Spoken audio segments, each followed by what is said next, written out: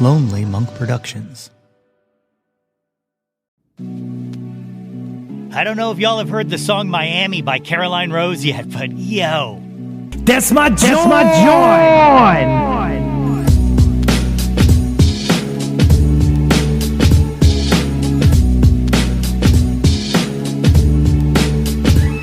Hey yo, displace the guilt. What's good, friends and family, neighbors near and far? Welcome to an all-new season of the Yo, That's My Jawn podcast. The podcast, website, brand, movement, way of life dedicated to the embrace and championing of your passions. I am your host, Nate Runkle, a.k.a. John Elmo Nate, a.k.a. Nate 3.0, back at it again with yet another episode of the podcast. As always, I hope this podcast finds you all in good health and in good spirits. On today's episode, Kevin McCall and Jordan Petrellis from the band Andorra join me for a chat about their new album, Boogie Night Blues, and so much more. That's coming up in a minute. But first, what is up, my friends? Happy 2023! We are back with an all-new season of the pod, and I am super stoked to get right back into it. You know, I had a good friend reach out to me a while back and say, "Hey, Nate, it's been season 3 for a while now. What makes a new season a new season? When are we going to get a season 4? And my answer was, I don't know. I really don't know. You know, season 1 was 7 episodes long. Season 2 was 6 episodes. And the one we just ended, season 3, well, that went for, let's see here, 33 episodes. So yeah, no rhyme or reason behind it. Just, you know, whatever the feels are, man. Well, that stops today. Now, from here on out, seasons will mean something. Seasons will change every year after the Christmas episodes, like we've just done. That makes sense, right? Well, yeah, I thought so too. So here we are, the first episode of the new season, and I am feeling good, family. And you guys are a family to me in the strictest Dom Toretto sense of the term. Family. And look, I am ready to watch successes from everyone this year. You, me, and the world. I just want our family to shine. My motto for 2023 is 2020 me. And not in the me as in I sense of the me, but me as in we sense of the me. All I want for this year is power and positivity for all of us. And I feel it, man. I feel it so much. This is the year. This one. Those last few, they kind of sucked hard. But 2020 me? Nah, this year is gonna be a dope one. I am so excited to bring you guys some amazing guests and conversations. I've already started recording some of those upcoming interviews. And guys, I am the luckiest dude in the world to be able to chat with such brilliantly creative artists and share that with you. And then to continue to follow and watch those people thrive, it has been so incredibly rewarding. I mean, just recently I've been able to see both the Tisburys and Paul Keen do what they do best and command the stage with a full frontal assault of talent and style. And this Friday, I'm getting to see the homie G Love rock out the TLA with Donovan Frankenreiter in what I'm sure is going to be a banging night. All I'm saying is, I love watching my friends and family cook, and y'all, we are cooking this year. All of us. 2020 me and beyond. But so much will be happening on the Yo, That's My Jawn front in the next few months, and I don't want a single one of you to miss out on the fun. Don't get left behind. So if you have not done so, please jump on www.yothat'smyjawn.com and sign up for the mailing list. It is the best way to keep yourself abreast of what I got cooking in the kettle for the Yo, That's My Jawn podcast, brand, movement, yada, yada, yada. And be sure to follow us on all of the socials at Yo, That's My Jawn. If there is a social, we're there, and that's it. At Yo, That's My Jawn. But, you know, if you're on one and we're not there, you tell me, and we'll be there quicker than a quick thing does quick stuff. Because, guys, I don't want to miss out on that party either. Bet. All right. brief ad break, then me, Kevin, and Jordan, we gonna have us a little chat. Stick around.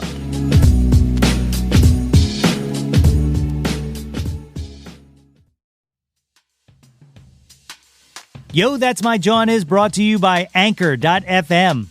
If you haven't heard about Anchor, it's the easiest way to make a podcast. Take a seat. Let me explain. It's free. It costs nothing. $0 and 0 cents. There are creation tools that allow you to record and edit your podcast right from your phone or computer. Me, I'm doing this from my iPad. It's that simple. Anchor will distribute your podcast for you so it can be heard on Spotify, Apple Podcasts, and many more podcast providers. What's that mean? That means when someone says, hey, how do I find your podcast? You go, you ever hear of a little app called Spotify? Boom, it's there. What's that in your hand, an iPhone? Boom, go to your podcast app. I'm there. You can make money from your podcast with no minimum listenership. Right from the beginning, straight out the gate, you can make money. Season 1 made me so much money, I could afford a cup of coffee at Starbucks. A grande. It's everything you need to make a podcast in one place. Download the free Anchor app or go to Anchor.fm to get started. That's Anchor.fm.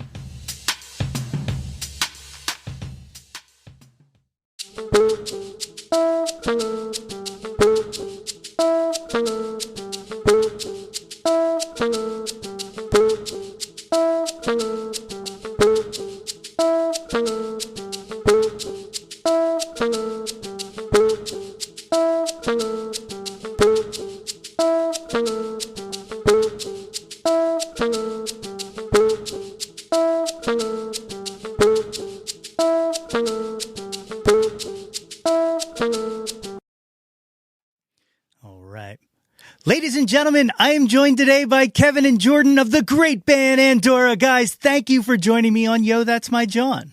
Yo, thanks for having us. How are you, Nate? Doing excellent. First of all, what I wanted to lead this off with is congratulations on a 10-year anniversary. I got a chance not to finish it, but to start the documentary that you guys uploaded to YouTube or whatnot. And it's so fascinating just to kind of hear your backstory. And now I'm going to make you regurgitate so much of that. But well, thank you. I'm glad you weren't bored the whole time. I feel like it's a little bit of a lift if you don't know us, but appreciate you checking it out. But yeah, Jordan and I started this band called Andorra back in like August 2010 and sort of been just keeping it alive since then. We've had a rotating cast of different players over the years, different session guys that have joined us in studio, and then different folks have joined us live and touring and whatnot. So what this core group that we have right now with Michael and Jordan on bass and guitar respectively are kind of like our main guys, our brothers in arms. And you know, we've been like this established band, I think, for 6 years is what Dante said the other day. So he would know. He's got Andorra tattooed on his thigh. So yeah. That's awesome. So like, where did you guys grow up? Kevin, we'll start with you and then we'll go to Jordan. Yeah, I grew up in like suburbs, like Norristown, East Norton area.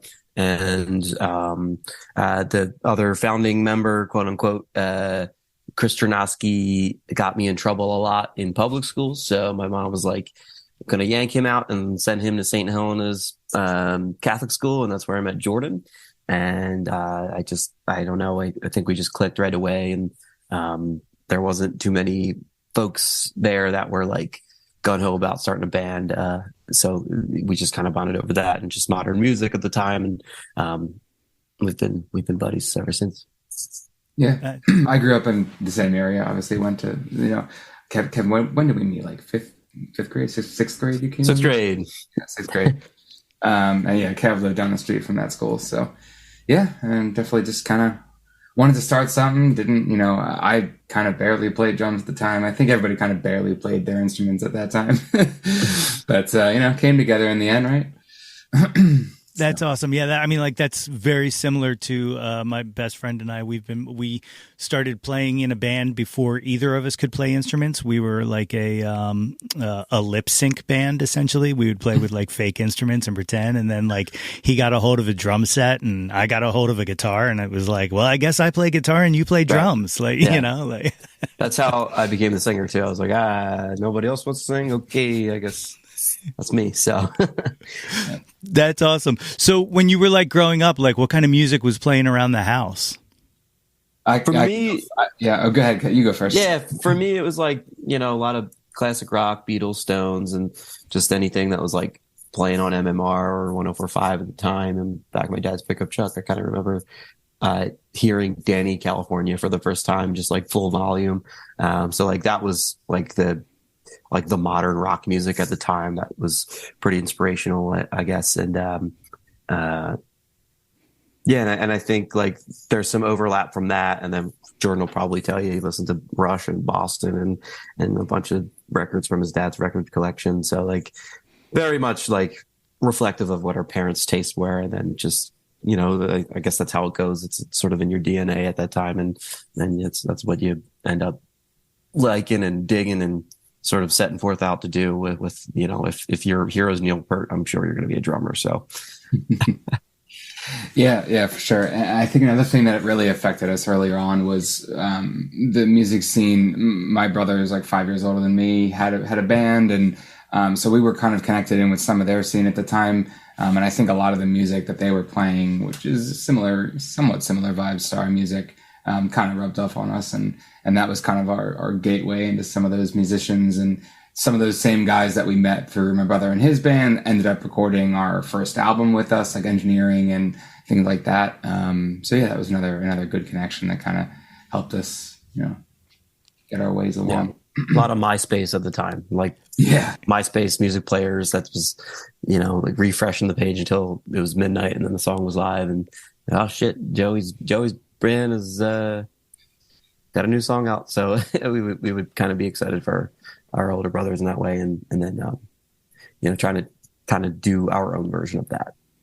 That's awesome. Like that's I forget who I was talking to about this, but I really miss like the MySpace kind of experience, like especially for music. Like it was a great way to stay in contact with other bands and stuff like that, and listen to their music and meet other fans of theirs and stuff like that. Like everything's so segmented now, like, okay, here's my Bandcamp page, but here's also my Instagram and my Twitter. And then I also sometimes, have a Substack, and I did, like all these different kinds of disparate kind of things where it at one point in time was all on one site, Right. Yeah. We just put out their record, obviously, and I was like, oh, I have to go and update everything. So yeah, I feel that it's just remembering a lot of passwords and sort of the rebranding of everything too. Like we were going for like this black and gray kind of thing. So crap, I gotta figure out how to change the Bandcamp around, I guess. So yeah, that's very much just went through it, so for sure. Yeah, I feel like early on too, like when you don't, you prioritize all the wrong things when you're early on in a band. You're like, okay, what's the album artwork going to look like? And way back in the day, it was, okay, what's our MySpace banner going to be? What color are we going to make the page? It's like all the wrong things. Everything except the music was prioritized in the early days. I've been pulling out this quote a lot, but there's a really funny Family Guy bit where they're all in prison and they start like a jailhouse rock band, and they're getting ready to play their first gig, and they're like, oh my God, we don't have any songs. So that was us for a little bit, but we found our way, and we found the folks that kind of fit in and helped us, gig this thing out. Yeah, when you guys first started like kind of playing together, like obviously were you writing songs like immediately, or were you just doing covers like everybody does? I think we were actually the opposite. We were like writing original songs first. I don't know how that happened, or like there's no right or wrong way to do things, but I feel like we just always did like the wrong thing, and you know, one of the first songs that we wrote together is a song called Black and Blue off our first record. And I very distinctively remember writing that in my parents' basement with Jordan and Chris Chernovsky, who was our bass player. And we had like the Pabst Blue Ribbon neon beer sign in there, and like that, and probably strobe light where the lights on. And as we were writing the song, and like if I think back, that's kind of like, you know, that is the song essentially, like in color. So that's like a very fond memory of like writing our first song together and being in a room and writing music. And that's still our favorite part of like being a band, like just the collaborative process of being in a room with humans and like, you know, writing stuff together, bouncing ideas off each other. Like that's how these past batch of songs were written. And that's how the record before were all written together essentially. So yeah, I think our first gig we probably played 5 or 6 songs. I think 5 of them were probably originals, maybe a little bit less, but I think the only cover we were playing back then, we played Sex and Candy back Sex and Candy by Mercy's Playground. Yeah, I don't know if there was any. I can't think of any others that we played that early on, and that was kind of like we need to fill the set list. I guess we'll cover a song kind of thing because we didn't have that much music. It's a great pick too. Like it's just a great so song. Random. Yeah. Well, I think it was Chris's, our bass player at the time. He's like one of the only people I know that had a cell phone. It was a hand-me-down, and Mercy's Playground, Sex and Candy was like the only downloaded ringtone on it. He's like, "What is this song?" I was like, "I don't know. Maybe we should cover it." And that's how it happened. Dude, that came up on my YouTube suggested the other day, completely randomly, like the actual music video, and I was like, "Oh my god, we used to cover this." It's the only reason it was fresh in my mind. That's so great. So, you know, those early days, you said the first song you wrote actually ended up on the first album. Like, did it click for you guys like immediately, like kind of creating your sound that early on, or? Yeah, I don't think we were going for anything like specific sound wise. It was just like what are we capable of doing at this time, and whatever came out was what we had. And you know, there's a combo of songs from the first 2 records that we really gigged out. A song called Habits, a song called Ain't It a Shame, Black and Blue, What Goes Around. They were like the songs that we gigged out during the time we were writing and getting ready to record our first record, et cetera, et cetera.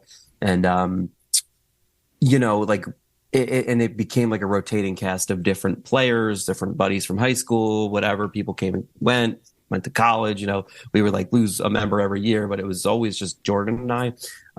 So that first record was pretty much just me and Jordan in the studio once again, but we had these like fully formed shaped songs that I think were like really just like ironed out because we were able to gig them so much, and just we got to figure out how to play them and like what we wanted to do differently in the studio, or what didn't work. You know, we like figured that out the hard way along the way for maybe 2 years until we got into the studio to really, you know, finally track them, because we had no money at the time. We had no budget. We had no skills, no sweet skills. So we were just trying to figure it out.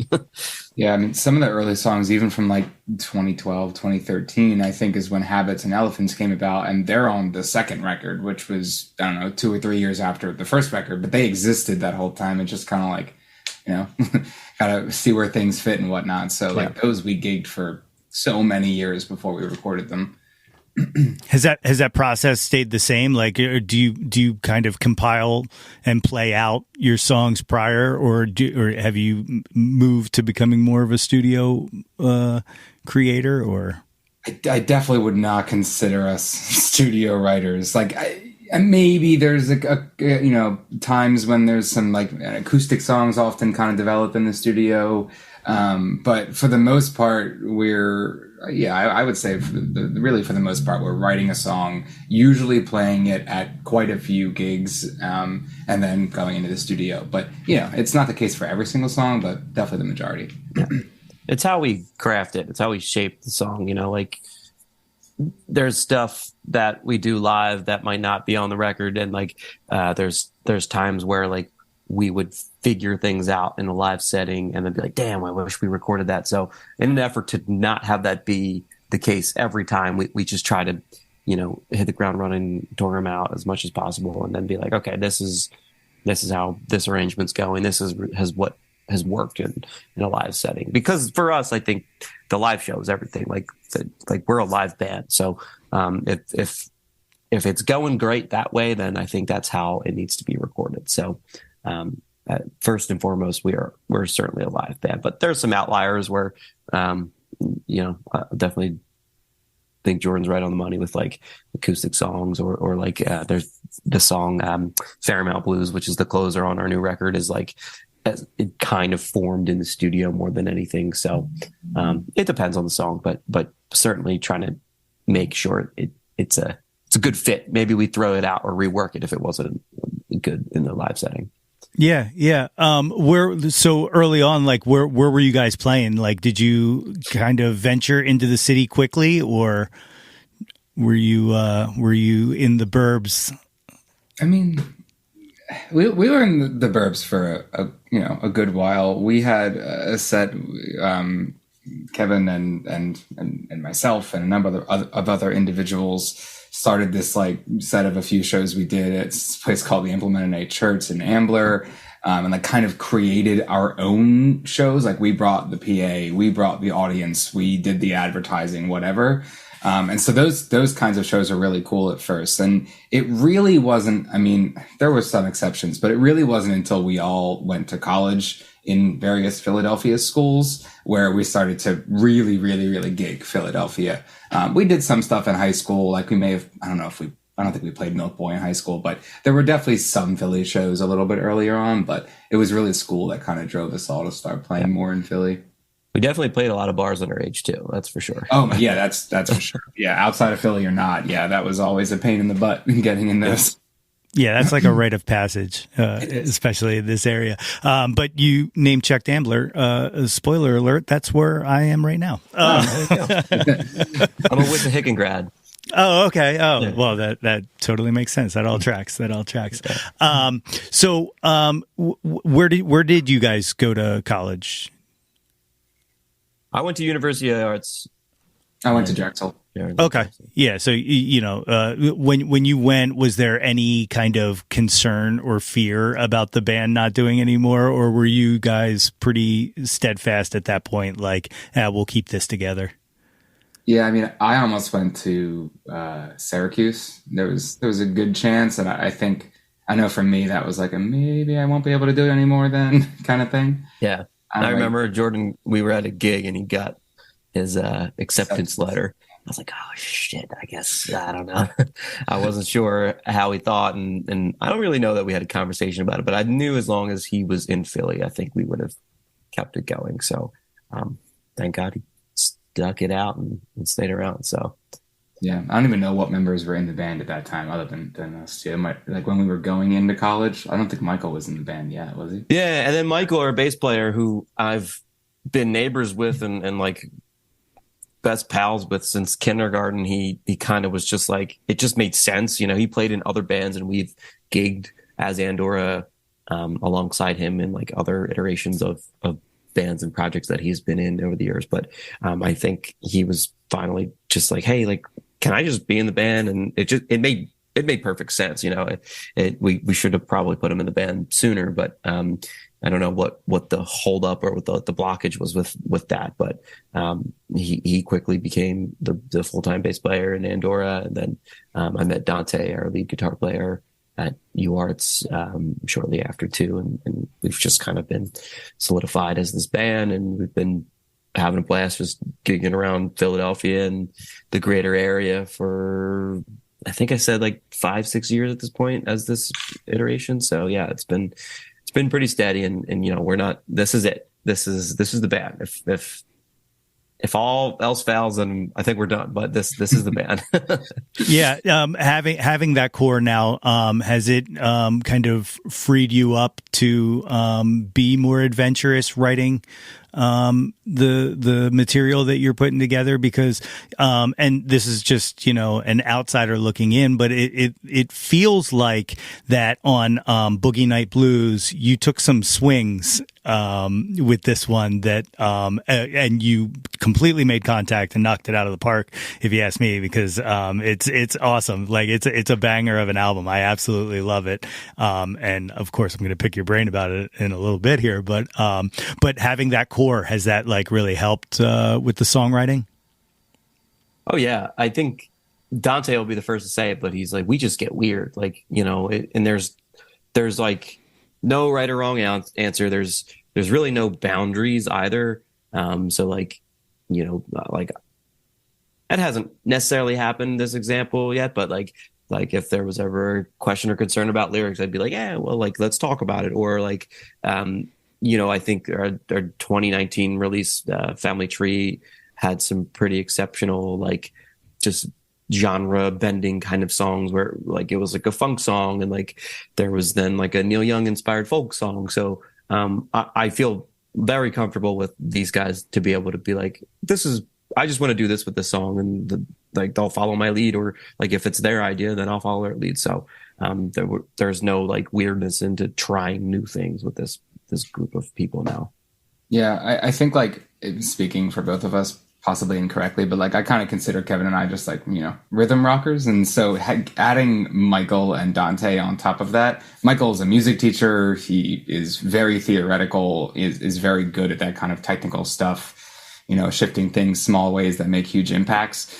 So adding him to the band, and then Dante, who can just shred whenever he wants to, really kind of opened up what we could do. And I think that shows not only on the most recent album, Boogie Night Blues, but also on the previous album as well.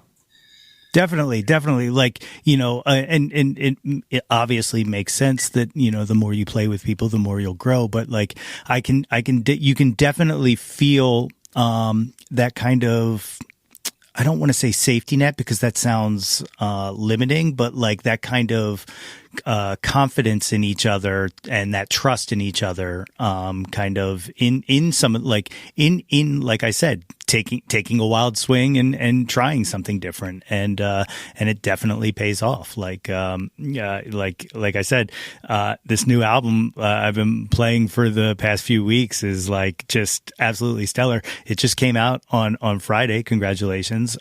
This will air a little in the future, but for us, it just came out on Friday. Everybody else can find it wherever they get their streaming and stuff. Some of it has, I would say, some strong studio elements. How does it work? Like how does the song like Guts work live? Because it just there's so much going on in there. Yeah.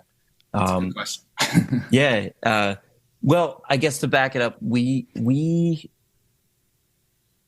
had a very serious time recording Family Tree. It's just a record that took itself very seriously. So I think we needed to take ourselves seriously in the studio doing that. So we sought out to just have fun in the studio with this one. And we recruited our buddy Tommy Leahy, who was formerly in the band, toured with us, played some shows with us as a lead guitar player. And, you know, he tracked, engineered the record for us. And he just like helped bring this re-energized fun to the band again that I think might have been lacking a little bit in Family Tree. But that's kind of what the goal was, really. We just wanted to have fun making a fun record, and just like stuff like the shooby doobies in the chorus, they're like, you know, it's certainly maybe more of a studio thing, but Jordan's girlfriend Amy has joined us and sung those live with us a few times. So you know, we're like very much a family band in a way too, where like we do that. Like I don't think anybody does that. Like there might be another band out there that has tried to do that where it's become a problem, whereas like we're just really close and have been friends over the years, and my wife and her are very close too. So like, you know, we're just very comfortable and friendly with each other, just to kind of go back to that point. But am I getting there? Is this answering? Yeah, totally. It's like, you know, at any recent gig we've played over the last 2-3 years, there's bound to be like 3 or 4 ex-Andorra members at the gig, and it's usually a question of like, okay, who are we bringing up tonight to guest play with us? Like, so I think that's part of what you're trying to get at. Is when you say we're a family band, I think you almost quite literally mean it. And yeah, I mean, recreating stuff, especially like Guts. So we only recently started adding keys to our arrangements, and Anthony, I don't know how to say his last name, Sadek, I guess. Anthony Sadek, yeah, he went to Westchester with our buddy Michael, but he the two of them had played in projects previously, and he kind of introduced him as more of a session guide for us. We would record in Tommy's studio here in Glenside, and then basically ship the tracks off to him in Nashville, and he would just play over them. But it was so good, and we flew him out for a couple things, just to, you know, have some good gigs. And I think one time he was around during like Thanksgiving holiday time. So like he was just home. So we were just like, let's get together and like play through the songs. Cause, you know, you killed them, and it was just so organic and natural that it was like, why don't we just keep having you come and sit in whenever you're around? And, we've been doing that. So like, that's again, another element that we've added to the live show, and he's incredible. He shreds, and he's an awesome keyboard player. So, we love having him. And, yeah, it's not always easy, cause like sometimes we layer guitar parts, and sometimes there's dubs that happen that you can't necessarily replicate live. But I think the important part is that like the energy's there live and people are enjoying it. So if we're missing half the song, or like I'm not nailing vocals or whatever, as long as people are there and are energized, then like I'm fired up, and I think we're all gonna go home and be like, that was a great gig. Let's reflect on that and do it all over again. Oh, it's dope. You know, you mentioned Family Tree was 2019, and you know, we're 2023. You've just released the new album. There was something that happened in between there. Oh, there was a pandemic. That's right. So you mentioned that you guys, you know, work a lot crafting songs live. When did you start working on this album? Because you know, live shows were a definite challenge the past few years. So. Yeah, I think what was interesting for us is, especially like as things were kind of just opening back up, like people weren't really doing shows yet. This was just a small thing, but Kevin works at the Grape Room, and so we have the privilege of sometimes being able to kind of get on stage there when it's closed. And having that ability for us during this time, we recorded a small live set there when we kind of thought Grape Room was actually going to be closing. And so we got to go in when it was closed and kind of record a set and run some of these songs. I think we ran 3 or 4 of what ended up being on the album, and kind of posted those online, and then also live streamed them. So being able to get to work things in that way, especially before everything had opened back up, to be on a stage was, I think, really helpful. We actually kind of wrote one of the songs at Vavavoom on the newest album. We wrote a significant portion of that song on stage at the Grape Room. So just being in that environment before we really got to be, you know, full time was a huge help. No, Yeah. It makes sense. Yeah. The you mentioned the Grape Room. I'm a former original player. I still write and I still play out every once in a while, but it's few and far between. But the Grape Room was my spot. I used to back originally when it was the Grape Street Pub, and then the move, and then back. I always followed along. I love that room. How long have you been working with Grape Room? Yeah, I got a job booking that stage fresh out of college in like 2018. Okay. So it was like a weird circumstance. Had a hold on a date with Scooter and sort of dropped the ball on it. And I was like, sorry, I'll make it up to you. I'll just like book the show. And he's like, oh, you would do that? I was like, yeah, sure, I'll do that next week too. And it just kind of kept getting an invite to come back. So yeah, Oh, and then nice. and we love that place. It's our home away from home, and like Jordan said, we have the key to the front door. We can go in and whatever we want, and sort of just set it up, and a little theatrics had to happen in order to make that feel like it was a real show. But we definitely got to be on that stage during a crazy time, and a lot of this was probably the first record where some of this material was written somewhat separately. Like we kind of have a little bit of a structure here, a little bit of like a ongoing formula that is an Andorra song, which usually consists of me kind of just bringing the bones of the song to the band, and then they rip it apart and stitch it back together in this like new collaborated on version. I think Losing It was probably the first song that I showed them all, and that quickly turned into me going like, hey guys, I think this is like going to be a boogie rock blues record.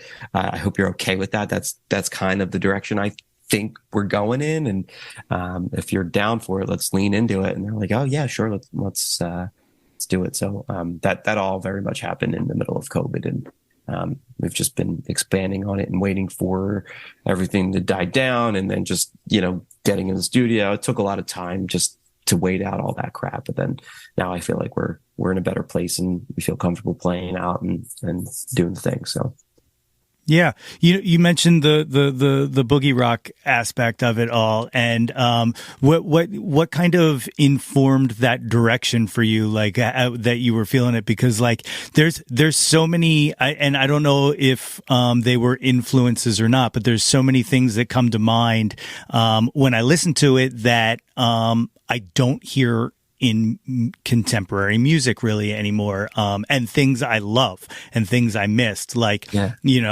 was talking about Guts. Like Guts to me feels like at its core, almost like a New York Dolls song. Like it's got like kind of that personality crisis, kind of like just banging on a piano, in it. But what kind of led you down that path? Yeah, I think it comes from the Family Tree record taking itself a little too seriously, and then we never broke up or took a break or a hiatus or anything. I know our press release might seem like that's what happened, but we were very much like all speaking, talking, writing still, but we all kind of went and did our own things for a little bit just to kind of see what else is out there. I've been playing for the New York Yankees, playing with Andorra since I was 12 years old. So like there is nothing I've checked. I've gone out there and I've played with other bands. Nothing beats playing with these guys, but I think I had to find that out for myself. So in that I joined a couple different bands just to see how like this guy runs his band, or like what is it like to be the bass player in a band. And then in addition to that, Michael started a bluegrass band. Dante traveled the world with Pigeons playing ping pong and Bright Eyes, and I think what I did impacted the music the most by starting this classic rock cover band with our friend Ramon Gadea, and we just covered like every Stones song under the sun. So it was like very much very Rolling Stones inspired. It's like my family's favorite band, so naturally it's my favorite band. So there's huge Stones influences on it, I think. And one of my favorite live bands right now is Low Cut Connie as well. So that's kind of what did it for me. Yeah, definitely. The other thing I hear in there a bit, in some of the songs, like In Touch, is kind of like T-Rex and Big Star, like that kind of just like power pop, and it's just like it's so good. Like I just I'm such a fan of your guys' your album. Like it feels really really good. So do you like we just kind of mentioned, the album just came out. You just did the album release party. Are you planning on trying to tour this, or? Yeah, if I can get these guys to do it again, I'd love to. it's just something small, maybe something northeast. I have a little route in mind, but yeah, we toured a little bit last summer and had some damage to a van that we rented, and the vibes were bad, basically. So morale was low, right? So, but I think that. And the funny thing about that week, looking back, is everything was just out of our hands. It was like the Milk Boy closed, and that was supposed to be our homecoming show. And then it was like, all right, we got to replace that. DC's venue was like, we're doing the same thing. Oh, got it. So it was just a lot of band-aiding, and it felt like that from the beginning. And then, but that's tour, that's just what happens. But I'd love to go out and do it again, because we have some friends in the Boston area, the Shirts and Shoes, that I'd love to go play a show with up there, and just kind of spread the network that we've created over the years and see how far out we can get. Yeah. Music video. Are you working on any music videos or anything like that? Any kind of other promotional projects? Or I guess we should, but nothing in the works, nothing on the calendar at the moment. All right, I have a pitch then for you, because okay. I love it. All right, here's and now. Yeah, I don't know what your budget would be, but what you do, Not much. all right, all right, you do Hidden Desires, right, as a retro video, like a Whiskey A Go Go, Sunset Strip, 80s kind of Poison, Crew, LA Guns N' Roses. And I think, maybe even, this is why I was saying budget, make the grape look like the whiskey and do the concert footage and all. Yeah, that's my, okay. That's my pitch for you. Cool. It's a decent idea. Plus, if it's grape, it's low cost, Right, yeah. I'll do, and you know what? I'll direct it. Right. We'll do it. Deal. Somebody mentioned to me that that opening guitar riff sounds a little bit like I'm drawing a blank for some reason, but the Stones song that's in every Vietnam movie. Yes. Am I drawing a blank? Give Me Shelter. Yeah, Give Me Shelter. Yeah. We should just shoot it in a forest. Scratch the guns. other. Yeah, scratch the other idea. I was just going, yes, do a Vietnam film. Yes, that's perfect. Oh my God, totally perfect. Or you just do the Altamont scenes from Give Me Shelter and sure. Apocalypse Now, whatever. Yeah. No. So was there anything that didn't make it on this album that are you looking to live with this project for a while, or are you kind of thinking about what's next? I think so. Yeah.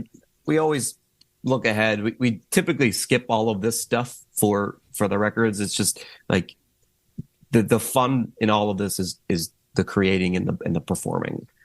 So kind of ready to go do the next thing. We've been sitting on this record for a little bit, but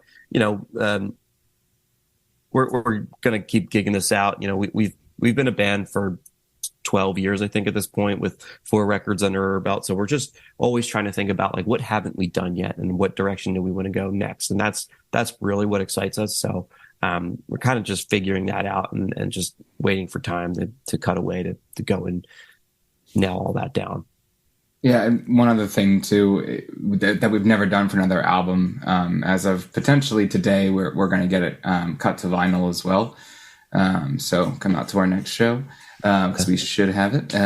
But yeah, I mean that it's going to be super cool. It was kind of decided we're all so proud of this particular record. It's been a little while in the making, and I think the vibe also fits. As far as vinyl goes. So something that we've all wanted to do for a long time, be able to hold your LP in your hands. So assuming that comes to fruition, I think we're all pretty excited, and we'll have that to sell and promote as well. Yeah.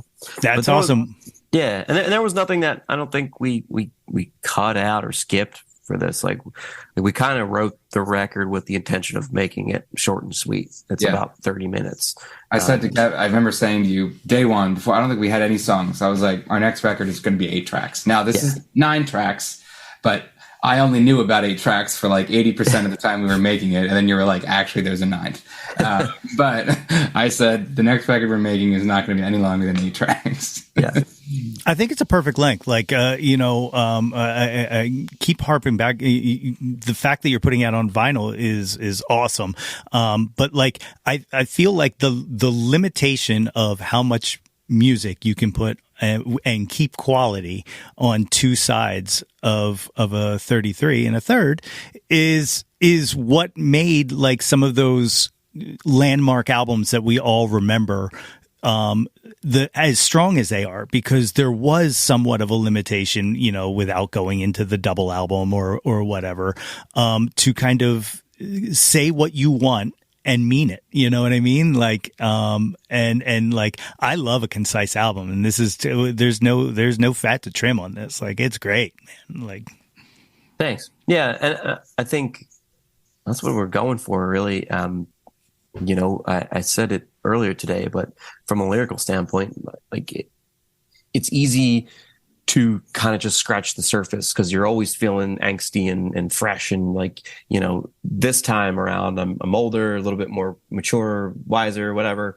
So like you have to dig a little bit deeper to kind of say what you want to say in an intentional, meaningful way. And I think I did that this time. But it gets harder. I think the older you get when you're not angsty from Bluebell and there's nothing really going on besides your stomach hurting from eating taquitos at the 7-Eleven down the street. Yeah. It's a weird thing where like we used to always talk about like I feel like Rage Against the Machine made the right decision of kind of not making new music after a while, because like, how can you be that angry for the rest of your life? Especially when you start finding some success, or when you start finding people who appreciate you, not even just the success, but when people start like, when you start communicating and when that communication is reciprocated in, reviews and stuff like that, or just someone, at a bar who was like, man, I really love that song and stuff like that. Like, what's there to be mad about anymore? You know what I mean? Like you're doing it, and that's not to say that you can't be depressed and have a successful music career, but like, at a certain point, you got to fill that well with something else. And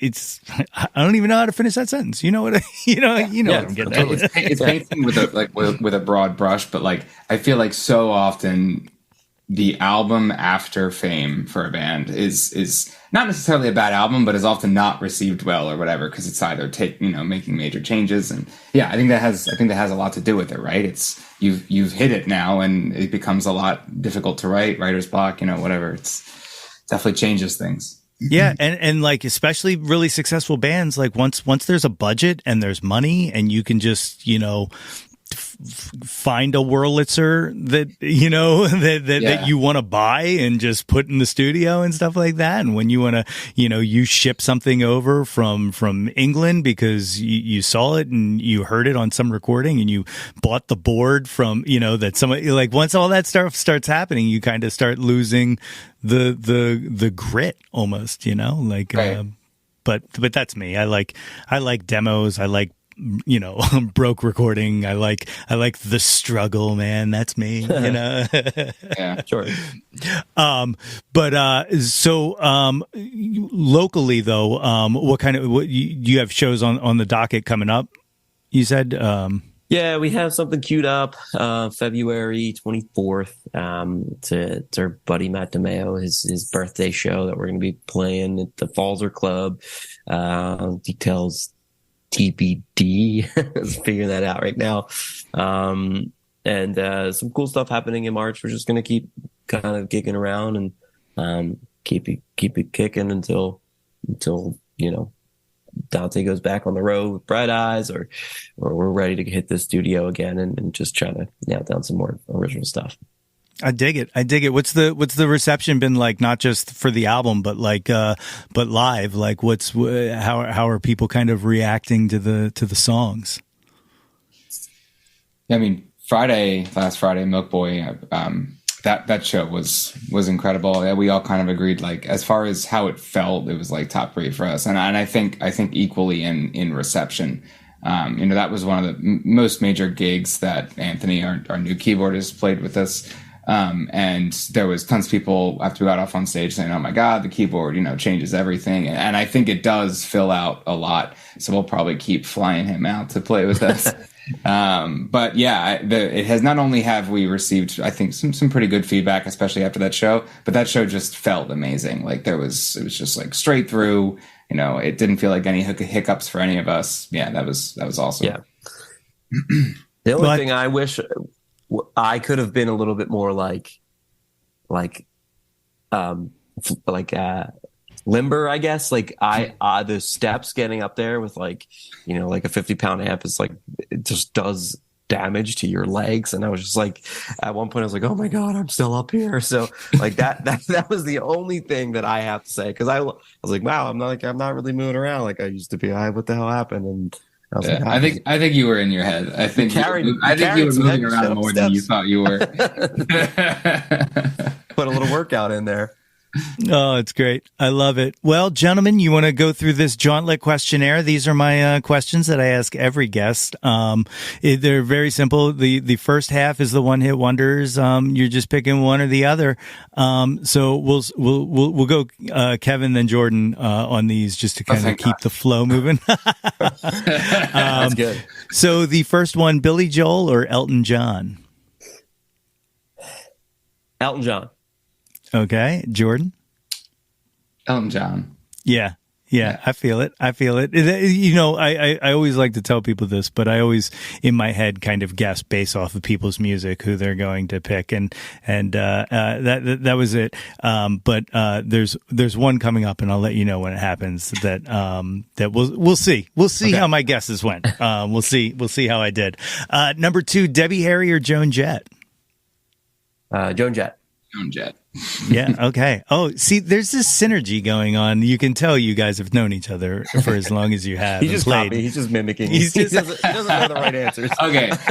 I definitely used you as influence on the Elton John one, but Joan Jett, come on now. I feel it. Next one, Aretha Franklin or Tina Turner? Tina Turner. I feel like I got to change it up because it would just be boring if I didn't. So I'll go Aretha Franklin, sure. Okay, now you got to fight. Now you guys got to arm wrestle it out. Nirvana or Pearl Jam? Oh, I'm curious on this. Yeah, one. This is an interesting one. I mean, I am the biggest Dave Grohl fan in the world, but there's something about going back and listening to Nirvana's catalog that feels like do not touch, right? Like it's just too holier than thou. So I could throw on Pearl Jam, whatever. So I'm going to go with Pearl Jam. I'll go with Nirvana just because you can't beat Dave's way of drumming. Just his cracking the drums. There's nothing better than it. So I got to go Nirvana. I love it. Now I'm going to ask you guys, because you guys seem like very big Dave Grohl fans. And I am a big Dave Grohl fan too. And we did this episode a few years ago when the Foo Fighters got into the Rock and Roll Hall of Fame. And some people say, possibly rightfully so, that we were very mean to one Mr. David Grohl. But here's the entire thing. Do you think the Foo Fighters deserve to be in the Rock and Roll Hall of Fame now? Like right now, they got in 2 years ago, 3 years ago. Do you think that's a deserved entry, or is it too soon? Too soon. Well, I'm glad they got in with Taylor Hawkins. I think that's very true. Knee-jerk reaction, but definitely too soon. I think there's some bands that are not existing now that probably like Jane's Addiction comes to mind that probably should have been in there. I don't know that Soundgarden or a couple of Cornell's projects are in that probably deserve to be in, right? Everybody's always been like, Nine Inch Nails aren't in, and feel like they deserve, and like they're probably have like maybe like 10 years on. Maybe. Yeah. And that was the whole argument. Like, and it wasn't like, well, there was 3 of us on it. It was like a roundtable discussion. And one guy is a Foo Fighters hater. The other guy was like kind of mid-ground. And then there's me who, like, I love the Foo Fighters. I've seen them live like so many times and I love them. But the whole time, but I'm the one who started it. I was like, there's no goddamn way this band should be in the Rock and Roll Hall of Fame right now. Yeah. Like, it's so weird to me. Because like I said, it opened a floodgate, and I was like, you look, if someone nominates Weezer to be in the Rock and Roll Hall of Fame, I'm going to punch somebody in the fucking face. Sure.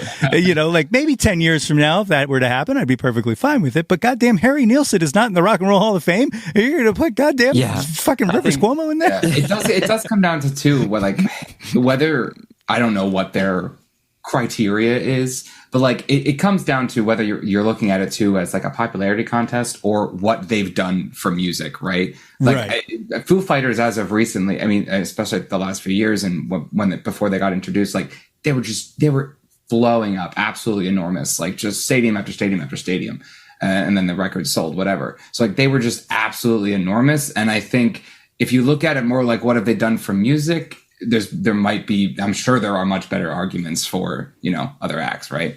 Yeah. Well, I always say the sacrilegious thing of like, I actually like the Foo Fighters more than I like Nirvana, but I would never say that the Foo Fighters should be in the Rock and Roll Hall of Fame over Nirvana. Like, that's just ludicrous. You know what I mean? So like, I think they got in, Nirvana was inducted maybe like 2 or 3 years prior to the Foo Fighters thing. Yeah. So there hasn't been that much of a difference, but all I'll say is I'm sure you got to pay some dues to get in there, and Grohl's loaded, so I'm sure he paid them. Yeah. It's fine. It's fine. I'm going to fight this argument for the rest of my life, and they're in the Hall of Fame, and I don't even really care that they're in the Hall of Fame. It's just the idea that they're in the Hall of Fame that like just blows my mind. Yeah. But I got off track. I'm glad they're in the Hall of Fame just because they were able to induct Rush. That's the only reason I'm glad that they're there. That was yes. 100%. Counterparts tour, 94, third row from the stage at the Spectrum, and it was one of the best concerts I've ever been to in my life. I have the reprint of Counterparts downstairs. It's one of my favorite records. Nice. It's great, isn't it? Oh my God, it's so good. Next one, Janis Joplin or Stevie Nicks? Stevie Nicks. Yep. Stevie Nicks. Okay. My mom did an MRI on her. Just fun fact. That is an awesome factoid. If you had a Wikipedia, I would literally go put that in the Wikipedia right now. This is the big one. Beatles or Stones? Okay. Stones. Are you going Beatles? I was going. It's hard. I think I'd say Stones. Yeah, just I think our buddy Tyler Assay from the Tisberries, and recently we did it was at the Grape Room for their 12-year anniversary. We did a Beatles versus Stones thing, and he sat in and played keys, and he said the Stones is more of like the rock and roll party, like the party, and then the Beatles are the emotional party. So that depends on how you want to party, but typically I'm a Stones guy, but love the Beatles too.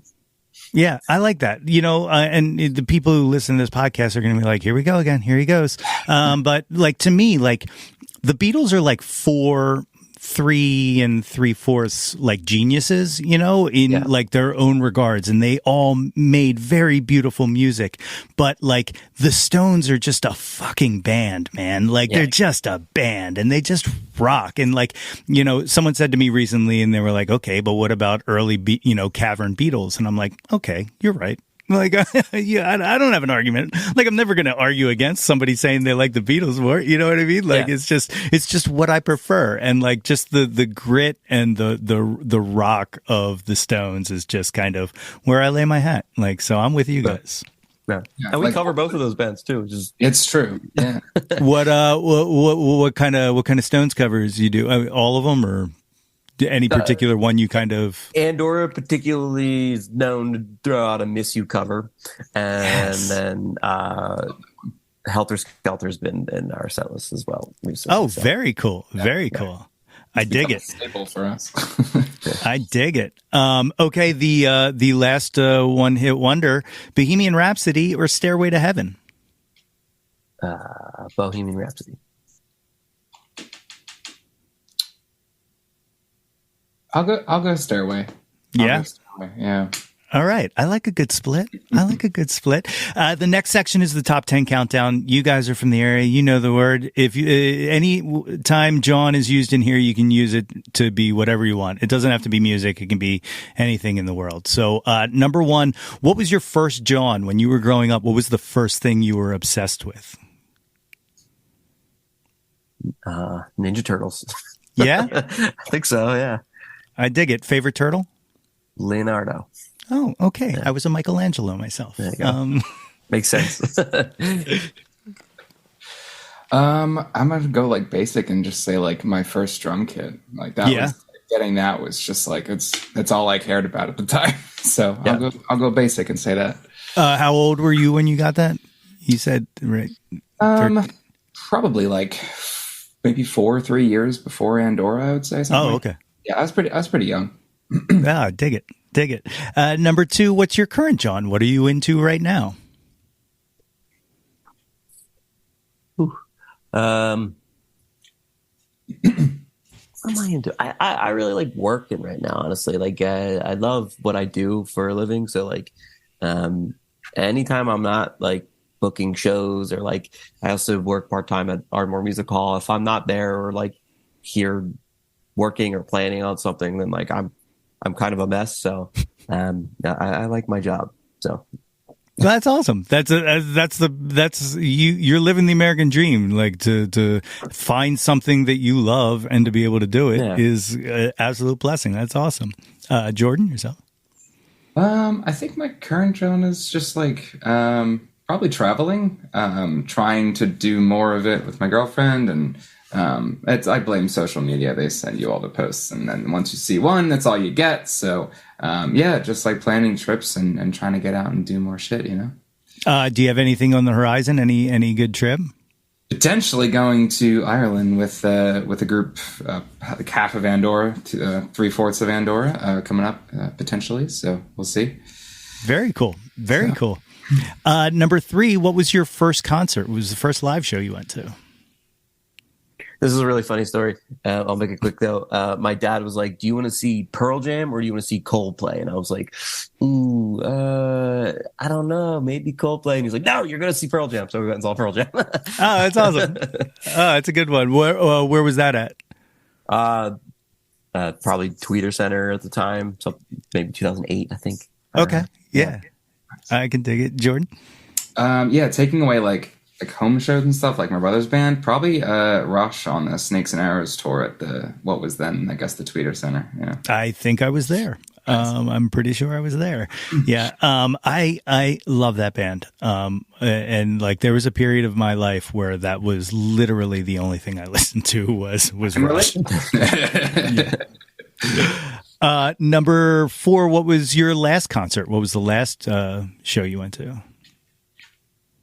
It's hard to define like work shows versus like shows I'm actually like actively paying a ticket for, because like I'm always at a concert.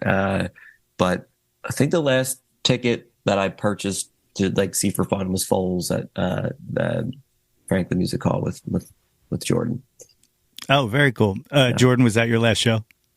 It was, but I forgot about that show in my notes. So the show I was at just like a week before that was Måneskin, and that was cool. Oh, very cool. Very cool. We mentioned them. My last show, I just saw the Tisburys on Thursday at Sellersville. So there you go. With Stereo League. That was a good vibe, man. That was really cool. Number five, what was your favorite concert? What was the best show you've ever been to? I think I look back fondly at seeing Cage the Elephant at Electric Factory with our buddy Chris. It was just like my first concert by myself with like no adult supervision. It was just like wild. It was crazy. About stage diving, just like moving with the crowd, being there. I hate that now, but that was probably my last. That was my favorite concert. All right. Yeah. They were a band who I was always like into, but I was never like obsessed with or anything. And then I saw them open for Beck. And and was seeing them live. It was like one of those like, oh, I get it now. Like, you know what I mean? Like, and then, it sent me down the rabbit hole. So, Jordan, favorite concert?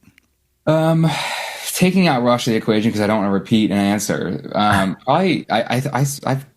had to think about this before, and I think my answer is Florence, and it was at a 104.5 birthday show, which just like changed the whole experience. We had played the show earlier in the day. It was an incredible set, incredible day, and then we got to tap it off by like being in the front row for Florence and the Machine, who I like didn't even like at the time, and then we saw them, and I was like, that was one of the best shows I've ever seen. So just because of the weirdness of the whole scene, Florence. Oh, brilliant! I love it. Number 6, who have you never seen live that you wish you would have? They can be living or dead. Prince. Same. Yeah. I didn't consider living. I didn't consider living or dead. So I only had living artists, but I'm going to go with that. I had on here Stephen Wilson and Porcupine Tree, or potentially also My Chem back when they were early, or My Chem, not present day. Not present day. Yeah. Oh, I dig it. And the Grape Room plays a part in my answer to this. Like, for the longest time, it was Prince, but then someone talked about a specific show in an answer, and then like I now have a second answer to this. Can I guess what you're gonna say? Yeah. You say Cornell at the Grapefruit Pub. Close. Okay. Very close, actually. Jeff Buckley at the Grape Street Pub. Okay, cool. Which both of those voices, like literally either one of those would be like the best show ever. Or even like Nirvana played Dobbs, right? Too. Like yes. That would have been crazy. Yeah. Like how crazy, like it is wild to like, think of those bands and those artists playing on stages that we've all played on, you know what I mean? Or Kevin, in your case, that you literally see all the time, like. Well, I mean, it might sound corny, but like every time I go up, I don't think of it actively, but it's like there's the mural on the wall, and there's like all of the local folks that have contributed to that venue before me. So it's like there's, without knowing it's there, and it's just like that's harping on me. Like this place is historical, So it's an honor to play in Philadelphia in most cases, because you never know who's really played on those stages. So it's just like you have to have that respect in a way, just to walk on the stage. 100%.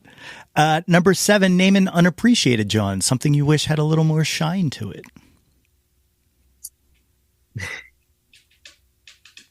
Oh, do you have one ready, Jordan? Can this be like, it could be anything, right? Anything, it has to be related to literally anything. Yeah, sure. I'm only saying this because I recently had this conversation, but I had the flu like all the week before New Year's Eve, and it was terrible, and I couldn't breathe out of my nose literally forever, and it sucked. And I remember the first day I could breathe out of my nose, I was like, that shit's underrated. Like, being able to just breathe normally with clear sinuses is goddamn underrated. I had this conversation today, so that's what I'm going with. That's awesome. That's a fantastic answer.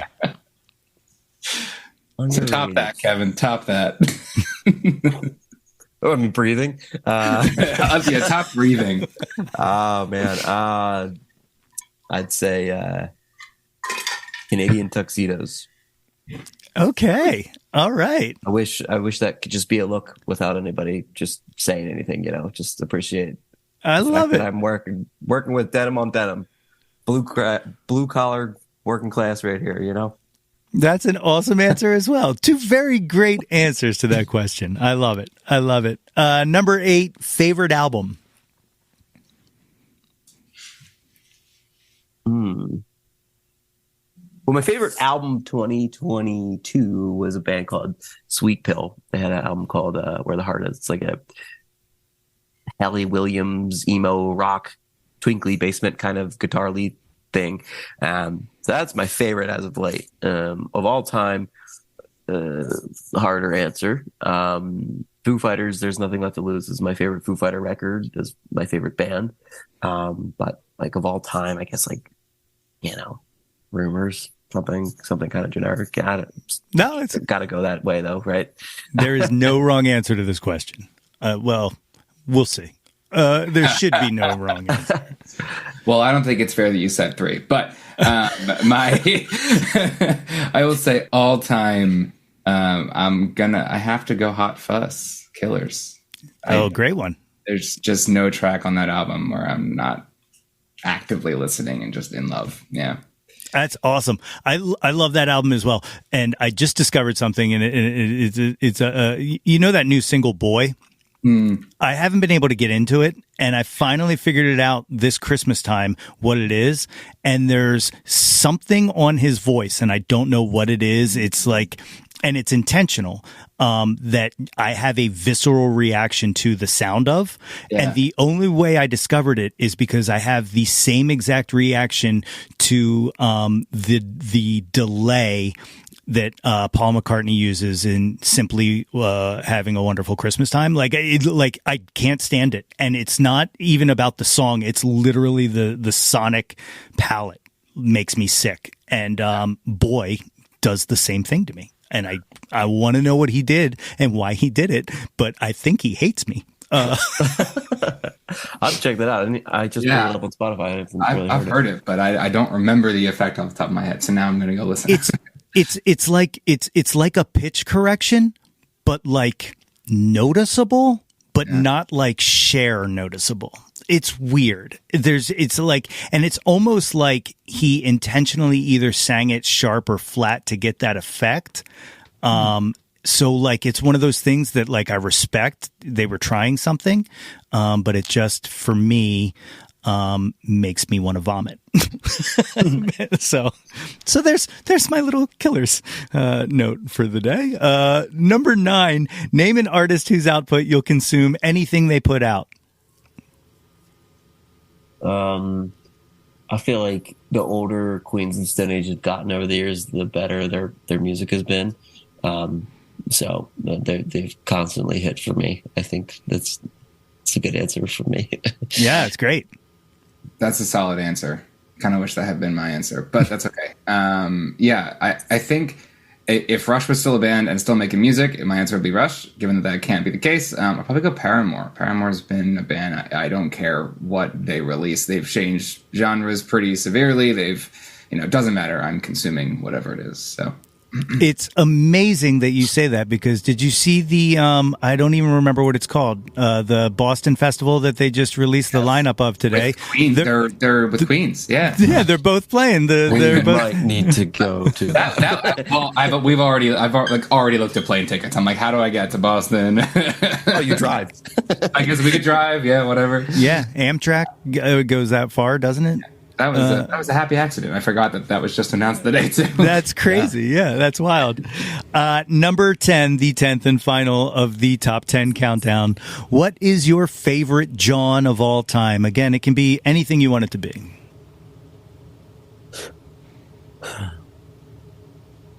My favorite Jawn of all time, Rocky Balboa. Great answer. Real quick, I tried to get Sylvester Stallone on this podcast when he was doing the re-release of Rocky IV.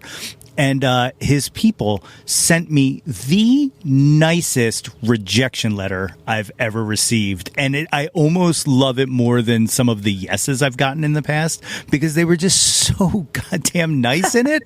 Like, they were like, we appreciate you reaching out, but at this time, we've run a, he's done all the press he's going to do for it, but we wish you the best of success on your endeavors. And I was just sitting there reading it like, my God, you've made me feel good by saying no. That's so crazy. That's wild. Yeah. Sorry, Jordan, I didn't mean to cut you off with. It's okay. My answer is buffalo wings. Oh, yes. Do you have a favorite buffalo wing spot?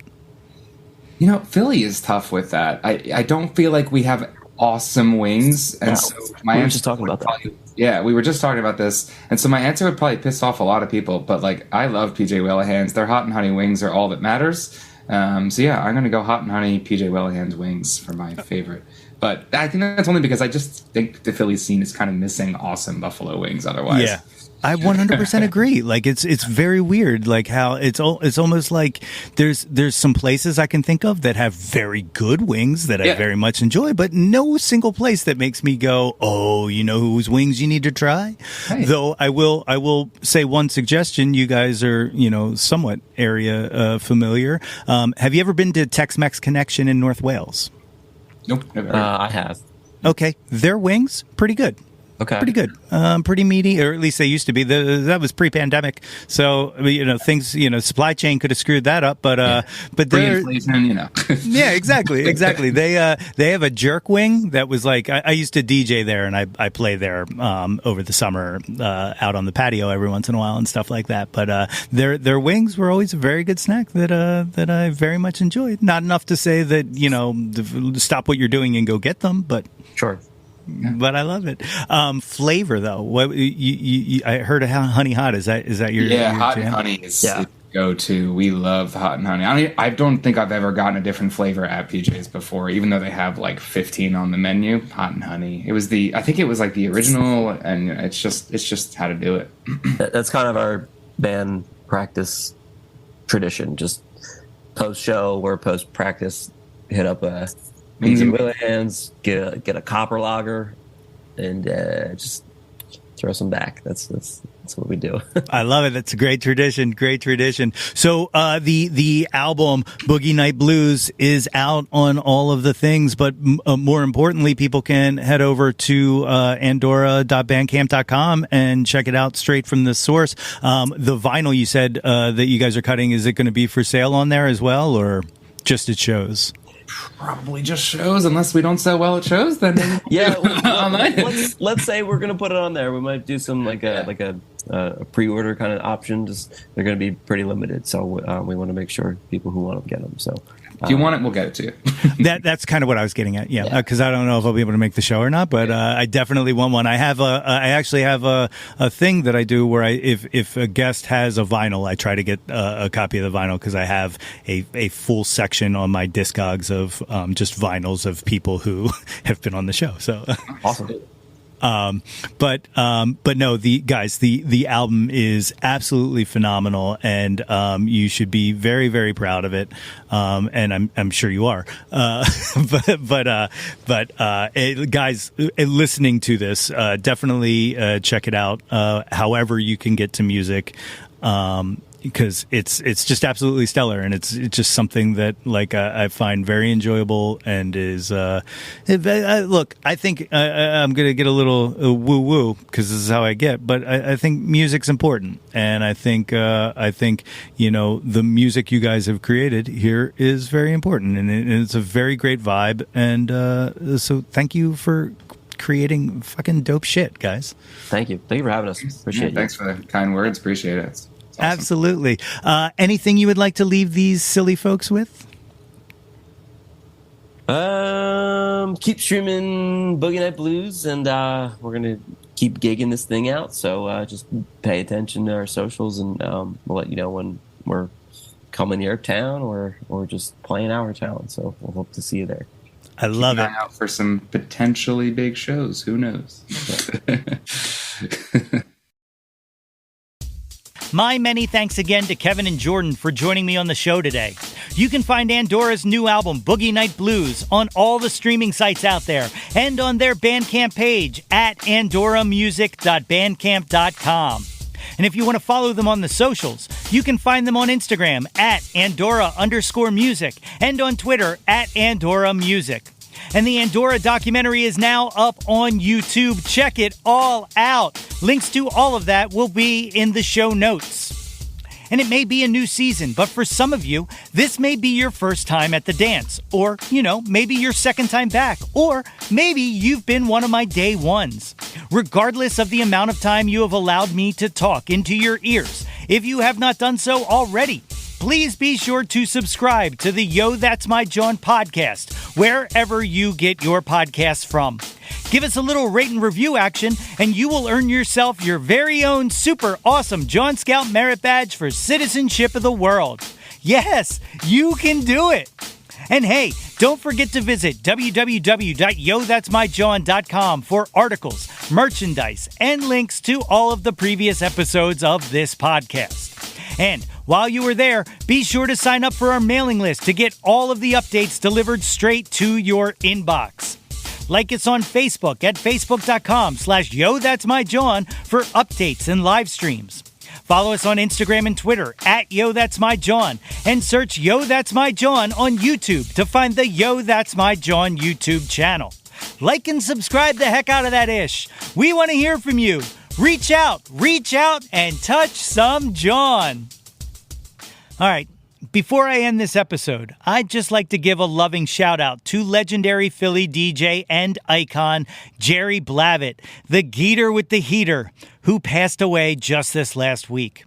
The Philly music community owes so much to that gentleman, and I am so completely saddened to hear that we lost him. So I leave you guys today with his words, a motto that I hope you take with you everywhere. Keep on rocking because you only rock once. Blue skies. Until next time, everybody. Hey yo, displace the guilt and embrace the pleasure. Your taste in music doesn't have to be. Yo, That's My Jawn is a Lonely Monk production written and produced by yours truly, Nate Runkle. Theme song by Phil Tyler Music featuring Nate 3.0. Special thanks to Fox Run Brands, DX Ferris, Andrew Scott, Natalie Runkle, and the incredibly brilliant and wickedly stunning Katie Daubney. If you or anyone you know has any ideas they would like to share or any guests they would like to hear on the podcast, please feel free to reach out to us at yothat'smyjawn@gmail.com. Or you can leave an audio message for us and possibly hear yourself on a future episode by visiting anchor.fm/ytmj/message. Until next time, be sure to displace the guilt and embrace the pleasure and shout to the world, Yo, that's my Jawn.